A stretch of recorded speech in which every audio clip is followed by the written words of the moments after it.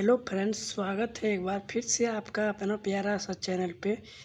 आज के इस वीडियो में हम सीखने वाले हैं गोधूली खंड भाग 1 से चैप्टर नंबर 5 के उन क्वेश्चन को सीखने वाले हैं जो आपके बोर्ड एग्ज़ाम 2025 के लिए काफ़ी ज़्यादा महत्वपूर्ण होने वाले हैं। तो वीडियो को स्टार्ट करने से पहले आपसे छोटा सा अनुरोध है कि आप हमारे चैनल पे नए हैं तो हमारे चैनल को सब्सक्राइब कर लें और वीडियो पसंद आए तो वीडियो को एक लाइक भी अवश्य करें और अपने दोस्तों को शेयर ज़रूर करें जिन्हें इन सारे क्वेश्चनों की ये अति आवश्यक है और आपके मित्रगण हुआ करते हैं तो उनके पास शेयर करना भी बिल्कुल नहीं भूलना है। तो वीडियो को स्टार्ट करते हैं।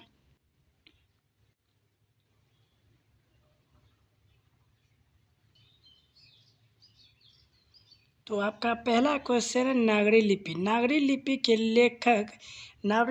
लेखक जो वो है गुणकर जी मूले। क्या? गुणकर जी मूले। और चैप्टर का नाम नागरी लिपि है।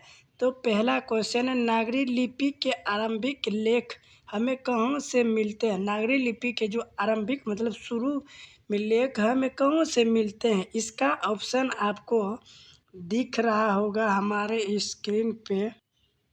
इसका ऑप्शन पहला ऑप्शन पूर्वी भारत, दूसरा ऑप्शन पश्चिमी भारत, तीसरा ऑप्शन दक्षिण भारत और चौथा ऑप्शन क्या है? उत्तरी भारत। तो इसका करेक्ट आंसर जो है वो हो जाएगा दक्षिणी भारत। दक्षिणी भारत में ही आरंभिक नागरी लिपि की शुरुआत हुई थी। दक्षिणी भारत करेक्ट आंसर आपका सी लगेगा।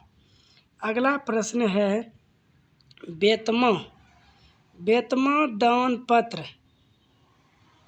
बेतमा दान पत्र किस समय का है? बेतमा दान पत्र किस समय का है? वो 1020 ईस्वी का या फिर 1021 ईस्वी का या फिर 1022 ईस्वी का या फिर 1023 ईस्वी का। तो बेतमा दान पत्र जो था वह एक दान पत्र था। बेतमा क्या था? वह एक दान पत्र। तो किस समय का था? तो ये पूछ रहा है किस समय का था। तो इसका करेक्ट जो है बेतमा दान पत्र वो 1020 ईस्वी का था। 1020 ईस्वी के समय का था। इसका correct answer 1020 A correct answer हो जाएगा। अगला प्रश्न है उत्तर भारत से।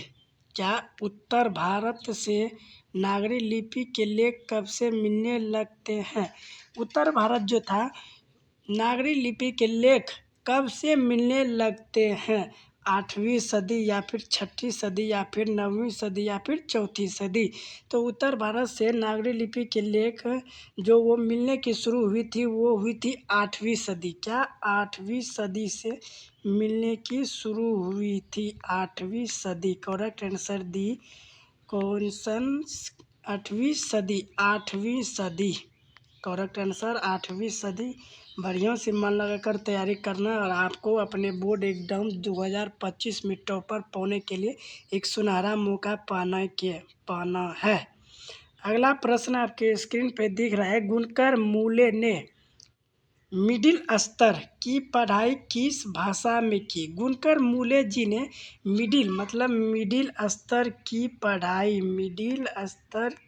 पढ़ाई किस भाषा में की? तो इसका करेक्ट आंसर मराठी भाषा, पंजाबी भाषा, बांग्ला भाषा, अंग्रेजी भाषा। ये सारे ऑप्शन हैं। आपको इन ऑप्शनों में से सारे टिक लगाने को बोर्ड एग्जाम में दिया जाएगा। तो आपको इसका करेक्ट आंसर जो है वो हो जाएगा मिडिल स्कूल। गुणकर मूले जी ने जो मिडिल स्तर की पढ़ाई जो की थी उस भाषा का नाम था मराठी भाषा। क्या? मराठी भाषा बिल्कुल करेक्ट है। जिन लोगों ने मराठी भाषा लगाया है उनका करेक्ट आंसर है मराठी भाषा। ठीक है। अगला प्रश्न है मूले जी ने अंग्रेजी व हिंदी की पढ़ाई कहाँ पर की? यहाँ पे घबराने की बात नहीं है। मूले जी है इसका पूरा नाम गुणकर जी मूले। क्या? गुणकर जी मूले होगा। गुणकर मूले तो आपको बोर्ड में घबराने की ज़रूरत नहीं होगी, शॉर्टकट से भी कम होती है। गुणकर मूल्य के अलावा मूल्य दी गई है, तो आपको घबराने की ज़रूरत बिल्कुल भी नहीं करना है। तो इसका आंसर आपको देना होगा। मूल्य ने अंग्रेजी व हिंदी की पढ़ाई कहाँ पर की थी? दिल्ली में की थी, या फिर जौनपुर में, या फिर वर्धा में, इलाहाबाद। तो इसका करेक्ट आंसर जो है वो हो जाएगा वर्धा। वर्धा। जिस बच्चों ने आंसर में टिक लगाया है उसका करेक्ट आंसर वर्धा सही होगा। वर्धा में से ही अंग्रेजी व हिंदी की पढ़ाई जो है गुणकर मूल्य जी हमारे नागरी लिपि के लेखक जी ने की थी। अगला प्रश्न आपके स्क्रीन पे दिख रहा है। नेपाली भाषा किस लिपि में लिखी जाती है? नेपाली भाषा जो है वह किस लिपि से लिखी जाती है? गुरुमुखी लिपि में, या फिर खरोष्ठ लिपि में, या फिर ब्राह्मणी लिपि, या फिर देवनागरी लिपि। तो इसका करेक्ट आंसर जो है वो हो जाएगा देवनागरी लिपि। देवनागरी लिपि। देवनागरी लिपि करेक्ट आंसर देवनागरी लिपि हो जाएगा। नेपाली भाषा किस लिपि में लिखी जाती है? तो वो देवनागरी लिपि में लिखी जाती है। अगला प्रश्न है, गुणकर मूल्य का जन्म कब हुआ था? गुणकर मूल्य का जन्म कब हुआ था? या फिर पूछ सकता है मूल्य जी, क्या मूल्य जी का जन्म कब हुआ था? जन्म कब हुआ था और कहाँ हुआ था, ये भी क्वेश्चन पूछ सकता है। घबराने की ज़रूरत नहीं करनी है। और उसका पूरा नाम गुणकर मूल्य है। आपको बोर्ड एग्जाम में मूल्य जी भी पूछ सकता है, तो घबराने की ज़रूरत नहीं है। तो पूछा जा रहा है क्वेश्चन में, गुणकर मूल्य का जन्म कब हुआ? गुणकर जी मूल्य का जन्म जो था वो कब हुआ था? 1935। आपका ऑप्शन है 1935 में, 1936 में, 1937 में, 1938 में। जिन बच्चों ने 1935 लगाए हैं उनका करेक्ट आंसर 1935 होगा। गुणकर मूल्य का जन्म 1935 में हुआ था। और कहाँ हुआ था ये भी क्वेश्चन आगे आपको देखने को मिलेगा। गुणकर मूल्य का जन्म कहाँ हुआ था? गुणकर मूल्य का जन्म जो था वो एक महाराष्ट्र में हुआ था। गुणकर मूल्य जी का जन्म महाराष्ट्र में हुआ था। कर मूल्य जी, तो घबराना नहीं है। इन्होंने किस पुस्तक में पुरानी लिपियों की विस्तृत जानकारी दी थी? संस्कृत, अक्षर कथा, प्राचीन भारत का इतिहास, या पूरा लिपि शास्त्र। इसका करेक्ट आंसर वो है अक्षर कथा। क्या? अक्षर कथा। अक्षर कथा करेक्ट आंसर अक्षर कथा के पुस्तक में पुरानी लिपियों की विस्तृत जानकारी दी गई है। आप चाहे तो इसकी जानकारी बुक पढ़ के ले सकते हैं। अगला प्रश्न है, गुप्तों की राजधानी को क्या कहा जाता है? गुप्तों की राजधानी को क्या कहा जाता है? गुप्त मतलब गुप्त को ही हम क्या बोलते हैं? गुप्त वो होता है जो कि दूसरे शहर में एक ही शहर का आदमी अपने चेहरे बदल के रहता है, जिसको हम क्या बोलते हैं? वो क्या अभी याद नहीं आ रहा है, इसलिए हम आपको नहीं बता सकते। तो गुप्तों की राजधानी को क्या कहा जाता है? गुप्तों की राजधानी को क्या कहा जाता है? पाटलिपुत्र, कुसुमपुर, या फिर विलासपुर, या देवनगर। तो इसका करेक्ट आंसर जो वो हो जाएगा देवनगर। क्या देवनगर को ही गुप्तों की राजधानी कहा जाता था? अगला प्रश्न है, बांग्ला लिपि प्राचीन लिपि की है। बांग्ला लिपि जो है वो प्राचीन लिपि के क्या है? बांग्ला लिपि प्राचीन मतलब बांग्ला लिपि प्राचीन नागरी लिपि के क्या है? पुत्री है, या फिर बहन है, या फिर भागिनी, या फिर बहू। तो इसका करेक्ट आंसर वो होगा बहन। बहन correct answer the question. Bangla लिपि प्राचीन नागरी लिपि की बहन थी। अगला प्रश्न है, केरल के शासकों के द्वारा सिक्कों पर केरल के शासकों द्वारा सिक्का जो पहले के ज़माने में आता था, 10 पैसा, 15 पैसा, 50 पैसा जो आता था, उन सिक्कों पर वीर केलस शब्द किस लिपि में लिखी गई? तो इसका करेक्ट आंसर वो है नागरी लिपि के द्वारा सिक्कों पर वीर केलस शब्द लिखी गई थी। अगला प्रश्न है किन राजाओं के लेखों को लिपि को ही नंदागरी नाम दिया गया था? पहले किन राजाओं के लेखकों के लिपि को ही नंदागरी नाम दिया गया था? इसका करेक्ट आंसर विजयनगर के राजाओं को जाता है। विजयनगर के राजाओं का करेक्ट आंसर बी हो जाएगा। अगला प्रश्न है उत्तर भारत की विशेष स्थापत्य शैली को कहते हैं उत्तर भारत की विशेष स्थापत्य शैली को क्या कहते हैं? उत्तर भारत की विशेष स्थापत्य शैली को क्या कहते हैं? इसका ऑप्शन है ललित शैली, अभिनागर शैली, विभ्राट शैली, नागर शैली। तो इसका करेक्ट आंसर नागर शैली है। करेक्ट आंसर क्या है? नागर शैली। करेक्ट आंसर नागर शैली। अगला प्रश्न है देवनागरी लिपि में मुद्रण के टाइप कब बने? देवनागरी लिपि में मुद्रण के टाइप कब बने? मुद्रण के टाइप जो था वो कब बना था? तो यह 2 सदी पहले बना था। 2 सदी पहले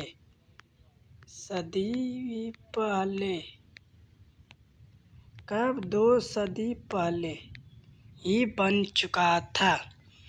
अगला क्वेश्चन है नागरी लिपि कब एक सार्वदेशिक लिपि थी? नागरी लिपि जो है वो कब एक सार्वदेशिक लिपि थी? 15वीं सदी में, ईसा पूर्व काल में, 18वीं 11वीं सदी में, कभी नहीं। तो इसका करेक्ट आंसर है 8वीं और 11वीं सदी। करेक्ट आंसर इन क्वेश्चन 8वीं एंड 11वीं सदी। Option number C correct answer है। अगला प्रश्न है पहले दक्षिण भारत की नागरी लिपि क्या कहलाती थी? पहले जो है वो दक्षिण भारत की नागरी लिपि क्या कहलाती थी? नंदागरी लिपि, कोंकणी, ब्राह्मणी, सिद्धार्थ। इसका करेक्ट आंसर जो है वो हो जाएगा सिद्धम को ही पहले दक्षिण भारत की नागरी लिपि कहा जाता था। गुनकर मूले ने विभिन्न विषयों पर कितने निबंध लिखे थे? लगभग 2500 से अधिक विषयों पर क्या किए थे? निबंध। यह निबंध को इंग्लिश में क्या कहते? एसे। EASSY ऐसे। आप 12 क्लास में जाएंगे तो ऐसे याद करना काफ़ी ज़्यादा इम्पोर्टेंट होगा, नहीं तो आपको इंग्लिश में क्रॉस लग सकती है। इसका करेक्ट आंसर बी हो जाएगा 2500 से अधिक। गुनकर मूले ने विभिन्न विषयों पर कितने निबंध लिखे? तो 2500 से अधिक। अगला क्वेश्चन है भारतीय लिपियों की कहानी किनकी प्रसिद्ध रचना है? भारतीय लिपियों की कहानी किनकी प्रसिद्ध रचना है? भारतीय लिपि की कहानी किनकी प्रसिद्ध रचना है? गुनकर मूले की, ललित विलोचन शर्मा, महादेवी सुमित्रानंद पंत तो नहीं हो गया, महादेवी वर्मा तो नहीं, नलिन विलोचन शर्मा 20 के दांत के हैं और बचा जो हुआ गुनकर मूले। इसका करेक्ट आंसर जो वो हो जाएगा ए गुनकर मूले जी। अगला प्रश्न है इस्लामी शासक का आरंभ काल है। इस्लामी शासक का आरंभ काल है। जो मियाँ भाई रहते हैं इस्लाम वाले अनेकों भाषाओं में बातचीत करते हैं, तो वही क्वेश्चन है इस्लामी शासक का आरंभ काल है 12वीं सदी में, 13वीं सदी में, 14वीं सदी या 15वीं सदी। तो इसका करेक्ट आंसर वो 12वीं सदी है। 12वीं सदी से।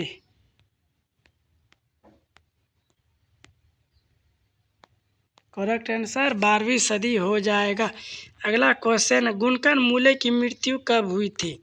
गुनकर जी मूले की मृत्यु कब हुई थी? 1995 में, 1999, 2005, 2009 ईस्वी। तो इसका करेक्ट आंसर 2005 ईस्वी हो जाएगा। क्या 2005 ईस्वी में उनकी क्या हुई थी? देहांत या मृत्यु। पूछ सकता है मृत्यु के अलावा देहांत, तो तब क्या कीजिएगा? तो घबराना की बात नहीं है, देहांत का मतलब ही होता है मृत्यु। अगला प्रश्न है, किस शासक ने अपने सिक्कों पर राम सीता की आकृति और नागरी लिपि में रोमस शब्द अंकित करवाए थे? तो वो एक महान सम्राट कौन था? अकबर के अलावा अशोक सम्राट हो सकता है और कोई नहीं। तो इसका करेक्ट आंसर अकबर होगा। अगला प्रश्न है, नागरी लिपि शीर्षक निबंध के निबंधकार कौन है? निबंध के निबंधकार कौन है? नागरी लिपि शीर्षक निबंध के निबंधकार कौन है? गुनकर, मूले, रामचंद्र शुक्ल तो नहीं होंगे, डॉक्टर भोला नाथ तिवारी भी नहीं होंगे, बाबू राम सक्सेना ये भी नहीं है, गुनकर मूले जी ये करेक्ट आंसर होगा। नागरी लिपि के लेखक जो है वो क्या थे? गुनकर मूले। गुनकर मूले। यहाँ पे क्वेश्चन पढ़ सकते, एक बार रिपीट कर दीजिए। नागरी लिपि शीर्षक निबंध के निबंधकार, निबंधकार भी हो सकता है या फिर लेखककार हो सकता है या रचनाकार हो सकता है, आपको घबराने की जरूरत नहीं, इसका करेक्ट आंसर ही होगा गुनकर मूले जी। अगला प्रश्न है, नागरी लिपि शीर्षक पाठ किस पुस्तक से लिया गया है? नागरी लिपि जो है शीर्षक पाठ किस पुस्तक से लिया गया? अक्षरों की कहानी से, भारतीय लिपियों की कहानी से, अक्षर कथा से, इनमें से कोई नहीं। तो इसका करेक्ट आंसर भारतीय लिपियों की कहानी से करेक्ट आंसर होगा। नागरी लिपि शीर्षक पाठ किस पुस्तक से लिया गया है? वो भारतीय लिपियों की कहानी से ली गई है, इसका करेक्ट बी हो जाएगा। मराठी भाषा की लिपि कौन सी है? मराठी भाषा की लिपि कौन सी है? ब्राह्मणी, नंदा नागरी या फिर देवनागरी मराठी लिपि। मराठी लिपि तो नहीं होगा, देवनागरी लिपि हो सकता है और नंदागरी नहीं होगा, ब्राह्मणी भी नहीं हो सकता। तो करेक्ट आंसर क्या होगा? देवनागरी। देवनागरी लिपि मराठी भाषा की लिपि कौन सी है? तो वो कौन सी है? देवनागरी लिपि से मराठी भाषा की लिपि बनती है। अगला प्रश्न है, टकसाल का संबंध है, टकसाल, टकसाल पता नहीं, टकसाल का संबंध किससे है? सिक्का से, अभिलेखा से तो नहीं, लिपि से तो नहीं होगा, अनाज के ढेरों से भी नहीं हो सकता, वो सिर्फ और सिर्फ सिक्कों से हो सकता है, ना कि रुपया पैसों से, केवल और केवल सिक्कों से हो सकता है। करेक्ट आंसर इन क्वेश्चन, टकसाल का संबंध किससे है? तो वो सिक्कों से है। अगला प्रश्न है, श्रवण बेल गोला स्थान कहाँ का संबंध है? श्रवण बेल गोला स्थान का संबंध है किससे है? जैन धर्म से, बौद्ध धर्म से, सिख धर्म से, वैष्णव धर्म। तो इसका करेक्ट आंसर हो जाएगा जैन धर्म। जैन धर्म, जैन धर्म से ही श्रवण बेल गोला स्थान का संबंध है। करेक्ट आंसर जैन धर्म ये हो जाएगा। अगला प्रश्न है, सिद्धम क्या है? सिद्धम एक क्या है? What is Siddham? What is Siddham? Siddham क्या है? व्हाट इज सिद्धम? 28 नंबर क्वेश्चन पूछा था, व्हाट इज सिद्धम? सिद्धम क्या है? मंत्र है या फिर सिद्ध योगी है या फिर साधु है या फिर एक प्रकार की लिपि है? तो इसका करेक्ट आंसर हो जाएगा एक प्रकार की क्या है? यह एक प्रकार की लिपि है, एक प्रकार की लिपि। इसका correct answer one type of लिपि, एक प्रकार की लिपि। करेक्ट आंसर वो हो जाएगा डी, आपका करेक्ट आंसर डी हो जाएगा, ऑप्शन नंबर डी। अगला प्रश्न है, किसे देवनागरी की संज्ञा दी गई है? देवनागरी की संज्ञा किसे दी गई है? प्रयाग को, काशी को, मथुरा को, उज्जैन को। तो इसका करेक्ट आंसर है काशी। काशी को ही देवनागरी की संज्ञा दी गई है। देवनागरी की संज्ञा किसे की दी गई है? काशी को। ये क्वेश्चन पूछ सकता है, MBBI क्वेश्चन है। इसको आपको क्या करना है? ये अच्छी तरीके से याद करना है। अगला क्वेश्चन है, हिंदी के आदि कवि कौन है? हिंदी के आदि कवि कौन है? हिंदी HND, हिंदी का शॉर्ट HND होता है। तो इनके आदि कवि कौन है? सरहप्पा, तुलसी, वाल्मीकि, निराला। वाल्मीकि जो तो क्या थे, वो रामायण के लेखक थे। तुलसीदास क्या थे, वो दूसरा चीज़ के लेखक। और सरहदपाद, तो इसका करेक्ट आंसर क्या हो जाएगा? सरहपाद। सरहपाद जो है वह हिंदी के आदि कवि माने जाते हैं। अगला प्रश्न है, अमोघ वर्ष कौन था? अमोघ वर्ष बहुत ही ज़्यादा इम्पोर्टेंट अपने में अपने हो सकता है। ये क्वेश्चन अपने में अपने बहुत इम्पोर्टेंट है। इसका क्वेश्चन है, अमोघ वर्ष कौन था? एक विद्वान था या फिर प्रख्यात राष्ट्रकूट राजा? तो इसका करेक्ट आंसर प्रख्यात राष्ट्रकूट राजा थे। क्या थे? राजा। ऑप्शन नंबर बी बिल्कुल करेक्ट है। अगला प्रश्न है, मिहिर भोज की ग्वालियर परिस्थित किस भाषा में है? मिहिर भोज की ग्वालियर परिस्थित किस भाषा में है? प्राकृत, अपभ्रंश, संस्कृत, हिंदी। इसका करेक्ट आंसर है, इसका करेक्ट आंसर हो जाएगा संस्कृत। संस्कृत में ही मिहिर भोज को ग्वालियर प्रशस्ति कहते हैं। अगला प्रश्न है, बेतमा कहाँ है? बेतमा जो है वो आप जानते होंगे, बेतमा जो है इंदौर के पास है। इंदौर सॉरी गलत हो गया।